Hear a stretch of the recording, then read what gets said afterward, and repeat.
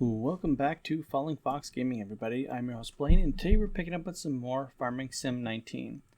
Now, I want to do a video to kind of showcase to you guys some of the most essential mods out there for either new players or people that are just looking to make the game a little more fun or a little bit easier at times. Now, I want to stress that all the mods I'm going to show you today are semi-immersion breaking. So they're going to be mods that are not going to add an immersion factor to your game, but instead are going to make things a little bit easier in one way or another for you, with the exception of the map I'm going to show you guys. So the first thing I want to talk about is the map that I think everybody should at least try. Even if you don't want to make it your main map, give it a shot. It's the No Man's Land map. Now let me show you here. I am going to create a new game for us. We're just going to go ahead and create a new game. And to showcase some of the other mods, I'm actually just going to use the same map. So we're just going to do a start from scratch. So we start off with very little. And then we're going to tick on over here. The arrow key allows you to get over there to No Man's Land. And then just load it up. So now that we've loaded up, this is the No Man's Land map. So this first mod here is effectively just this. It's this map. There's pretty much nothing on it. Anywhere you go, it's just wilderness. So with the map brought up here, you can kind of see the way the map is designed. It's broken up into 60 sectors that are just rectangles. That's it. So there's no weird farms you have to buy or weird land. It's just simply a whole bunch of rectangles that are all the same size. And you can choose where on this map you want to actually start building or start doing stuff. And the cool thing about this is there's only one sell point to begin with and one fueling station. And there's no traffic or anything like that, and there's no roads to kind of get in your way. So you can modify this land in any way you want, with a couple of exceptions, because there are some finicky spots, because the map's not perfect. So the really cool thing about this map is that there's two signposts near the sell point here that allow you to either remove all the trees or all the big rocks from the map, or both. All you have to do is you take a chainsaw and you cut down the sign. You have to own the land first, of course, but once you own the land, you can cut it down, and boom, all the trees have been removed from the map. Now, to kind of give you kind of a look of the map without all the trees, here you go. So this is the map that you're working with No Man's Land. It's massive, it's really cool, and I suggest leaving the trees on it first. I have actually removed the trees multiple times for the maps that I do, but I do recommend you leave the trees, at least for now. A mod that I'll explain here in a little bit will show you how to get rid of trees that are in your way, much easier than logging and forestry stuff, but for now, this is a really cool way just to remove everything if you just want to do something massive. The next mod I'm going to show you guys is probably the most game-breaking one in my opinion, but it's one that I think most people will get use out of at some point or another, whether it be for roleplay purposes or for just trying to have a little bit more fun.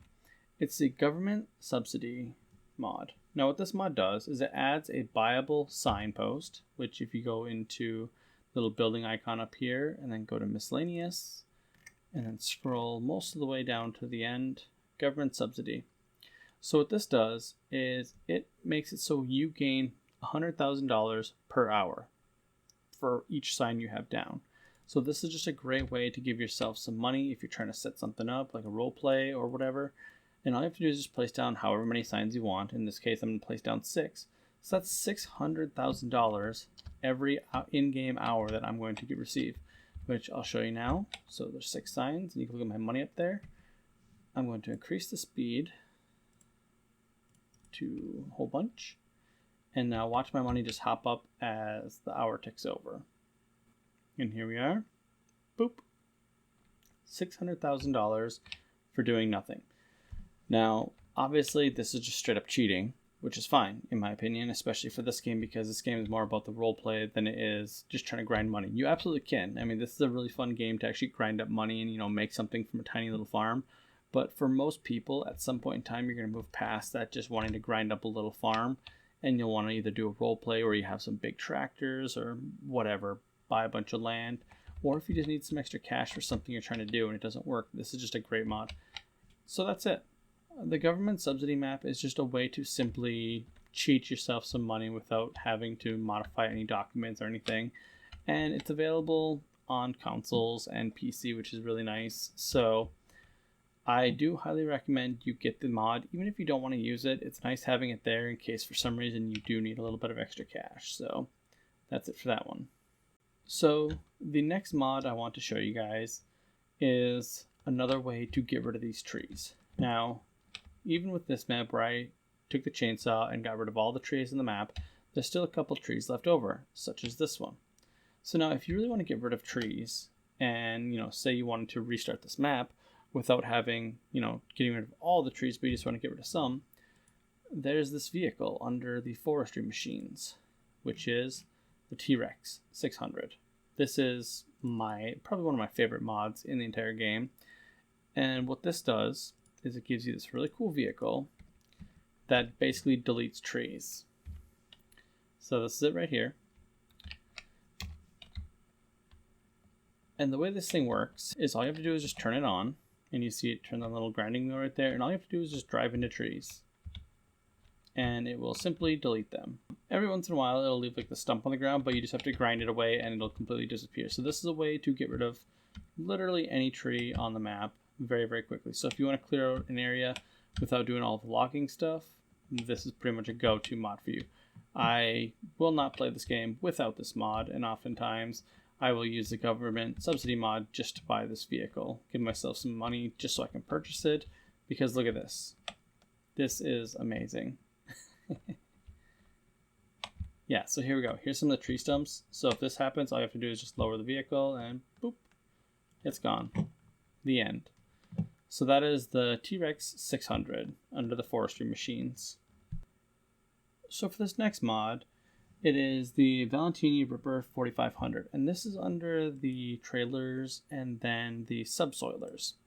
Now, I like the subsoilers because they allow you to plow and make new land without having to actually plow, because plowing is awful in this game because the plows don't like to cooperate sometimes. So the reason why I like this particular subsoiler is that it has a 4.5 meter width, which is pretty wide, and then a 7-mile-an-hour working speed, which is actually pretty fast compared to some of the other subsoilers and plows. But the most important reason why I like this is because it's very square. Now, that sounds stupid, but if you are trying to plow and create a new field and you are using a normal plow, your plow almost always ends up kind of being a weird shape. And this particular one, now there are, like I said, there are other subsoilers and there's other things similar to this that work just like it, but I have used this one since I pretty much started playing, and I kind of fell in love with it because of how nice it works. Now I'm just going to kind of do it right here just to kind of show you guys. I'll create a brand new field, very easy. Just lower it, allow create fields, and this is pretty fast. Now, there are other ones that you can work faster with, but they tend to be a little bit narrower, so they're shorter, so they create a smaller field. Whereas this one, it is both fast and kind of wide compared to some of the other ones.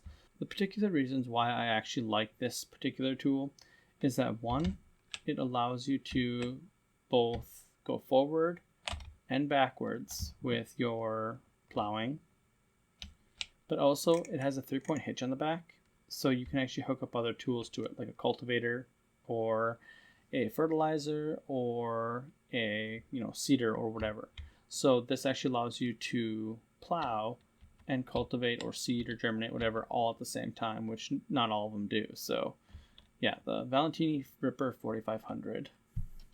The next mod I want to talk about actually is for the wheel loaders, and it is the, I don't even know how to pronounce this, so I'm just going to go to it to show you guys. If you go on to the wheel loaders, it is down at the end here, the Reschki High-Dump Bucket. Now the reason why I like this is, again, it feels like cheating, and if immersion braking is kind of the way, you don't want to go with immersion braking.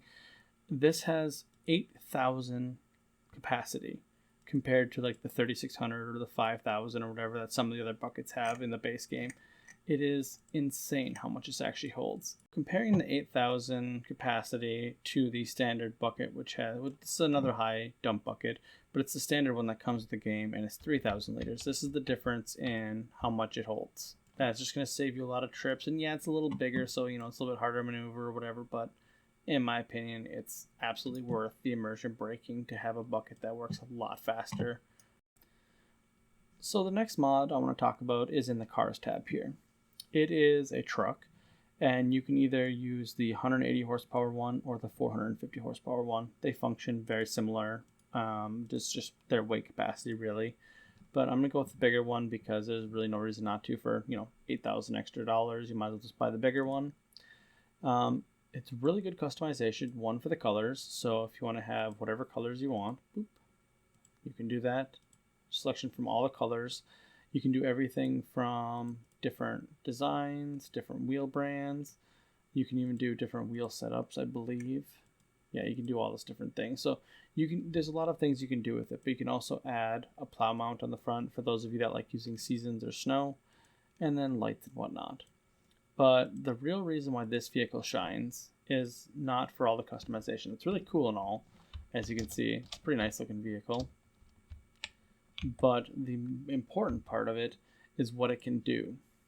If you go under the miscellaneous tab, under the trailer section here, you can see that it actually has a whole bunch of attachments for the back of the truck. So if you look at it here, there's no back on it. There's no, bed of the truck. So if you actually go to miscellaneous here, you can install whatever style you want. Anything from your standard truck bed to a goose head or goose hitch, whatever it's called, to a tippet or to an open bed or liquid, log holding, whatever.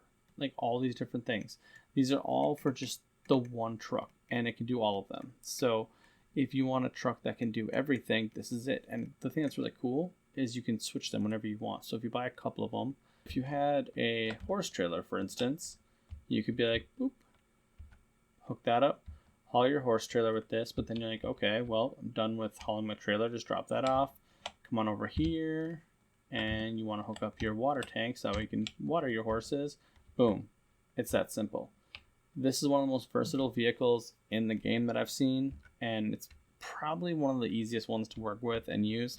There are similar vehicles to this that are like trucks, like bigger ones, but I don't really like them very much.